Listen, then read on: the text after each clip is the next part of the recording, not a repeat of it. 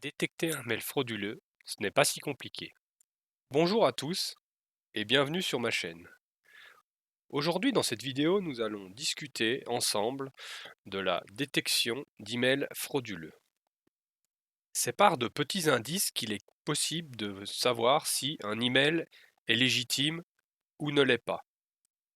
Bien évidemment, aujourd'hui, tous vos mails, qu'ils soient lus sur téléphone ou sur ordinateur, utilisent des systèmes très forts qui sont capables de classer les emails et détecter ceux qui sont frauduleux en les mettant dans les spams. Dans certains cas, ils ne le sont pas, et c'est pour ça qu'aujourd'hui je vais essayer de vous montrer un peu ce qu'il faut faire pour arriver à les déceler. On rentre tout de suite dans le vif du sujet avec un premier exemple. La première question à toujours se poser, c'est est-ce qu'un jour, je me suis inscrit sur le site de cette marque. Aujourd'hui, donc, je suis contacté par Lidl. Ah, malheureusement, je ne me suis jamais inscrit chez eux. Donc, déjà, premier indice qui me fait dire que c'est un spam.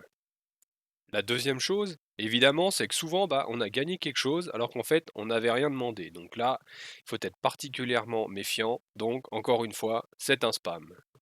La troisième validation vient de l'adresse utilisée pour envoyer l'email. Vous pouvez voir, elle est quand même un peu louche. Le nom de domaine ne veut rien dire. Donc, troisième validation, c'est un spam. Recevoir ce message n'est pas dangereux en soi. En fait, ce que veulent les pirates souvent, c'est que vous ouvriez un lien présent dans le mail ou alors voir une pièce jointe. Dans l'exemple, il est d'ailleurs très bien positionné. Réclamer maintenant, comme si j'allais cliquer pour demander mon cadeau. On peut d'ailleurs voir que le lien, via un survol par la souris sur le bouton, est vraiment douteux. Regardez un peu le nom de domaine, ça ne veut rien dire, ce n'est pas Lidl. On ne clique surtout pas. Ne pas donner de crédit à ces genres de pirates. Ce que j'ai fait, c'est que j'ai volontairement remplacé le nom de domaine et enlevé une partie avec des petites étoiles et tous les arguments qui sont derrière. Deuxième exemple, donc là c'est un peu mieux fait. En fait, effectivement, je m'intéresse à des panneaux solaires. La commune que j'ai grisée est effectivement la bonne. Par contre, quand on voit l'email, on a de quoi se poser des questions. On a une personne avec un nom prénom correct, avec un nom de domaine derrière en .com. Donc la première chose à faire, c'est de prendre donc ce nom de domaine energiexpertpro.com, d'ouvrir Google par exemple et vous tapez ce nom de domaine. Si rien ne sort, c'est que c'est forcément du faux. Si quelque chose sort, attention, vérifiez bien si ce sont des employés qui existent, si le site n'a pas été hacké ou si la société est encore active.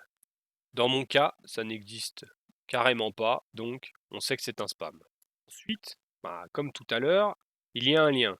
Donc encore un survol sur lien et on se rend compte que c'est un spam. Il y a aussi un bouton en bas, pareil, le lien est faux. Se désabonner, encore un lien, le lien est faux.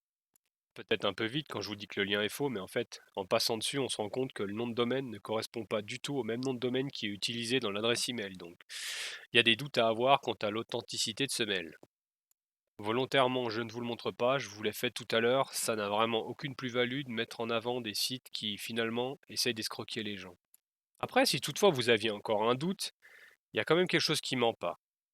Relisez bien l'email et vous allez vous apercevoir quand même très vite que les phrases sont tournées d'une manière un peu étrange. J'ai un peu du mal à me dire qu'une société enverrait ce genre d'email à ses clients. En effet, il n'y a aucune information dans l'email et la première chose qu'on me demande, c'est d'aller vite. 25 secondes, vivement. Tout ça pour répondre à un questionnaire, s'inscrire sur une liste, voire se désabonner alors qu'on n'a jamais été abonné. Dernier point que je ne vous avais pas dit, c'est qu'en fait, dans ma boîte mail, j'ai reçu plusieurs fois ce message, mais à chaque fois avec des noms de personnes différentes et des entreprises différentes. Donc là, c'est encore plus louche et il n'y a aucun doute. On essaie de m'avoir, je ne répondrai pas. De toute manière, Outlook me l'a passé dans les spams, donc c'est tant mieux. Je pense que maintenant, après ces deux exemples, vient le moment que je vous résume un peu le tout. Est-ce que je connais l'expéditeur? Est-ce que c'est une marque à laquelle je suis inscrite? Est-ce que c'est une connaissance à moi? Tout de suite, on regarde l'adresse de l'expéditeur pour être sûr qu'elle est bien la personne qu'elle prétend être. Je rappelle l'indice de l'adresse du nom de domaine. Je lis aussi complètement l'email. Est-ce que les phrases me demandent d'aller vite? Est-ce que j'ai gagné quelque chose? Est-ce qu'on me menace? Est-ce que pour une connaissance donnée, son type de phrase me semble adapté à ce qu'il m'écrit d'habitude? Tout cela additionné me donnera alors une idée de si je peux faire confiance ou non à l'email. Jusque-là, rien de dangereux. L'email peut utiliser mon nom, mon prénom, mon adresse. En fait, ça veut surtout dire que certaines grandes enseignes ont été hackées, que les données ont été revendues, mais ça, aujourd'hui, c'est quelque chose d'assez commun. Il faut savoir que ce genre de messages sont envoyés vraiment à très grande échelle et en fait, on vous cible jamais, vous, personnellement. Le danger vient uniquement du clic sur un lien ou de l'ouverture d'une pièce jointe. Pour les liens donc, on vérifie au survol du lien si le lien semble légitime ou non. Pour une pièce jointe, si on a un doute, on ne l'ouvre pas du tout. En effet, il est possible, malgré le format du fichier, de placer des virus dedans ou de placer des dispositifs de suivi. Vous pouvez avoir un docx ou un PDF qui en fait sont corrompus. Si toutefois à la fin vous aviez toujours un gros doute, dans le cadre d'une marque ou d'un organisme qui vous contacte, vous pouvez chercher leurs coordonnées via directement leur site web, sans passer par l'email, j'insiste bien. Et de toute manière, pour des informations qui seraient importantes, il n'y a pas de souci à faire, ils sauront vous trouver par téléphone, par courrier, et c'est rarement par un email que vous allez être contacté. Si par contre, c'est une connaissance et que vous avez un doute, alors là, il faut agir assez rapidement. Essayez de la contacter, pas par email, mais par tout autre moyen. La boîte mail a probablement été hackée et elle n'est peut-être même pas au courant. Dans le cadre d'entreprise, ça peut être très grave. La personne ne pourra vous en être que reconnaissante. Voilà, nous arrivons au terme de la vidéo d'aujourd'hui. J'espère qu'elle vous aura plu et je vous souhaite une bonne journée.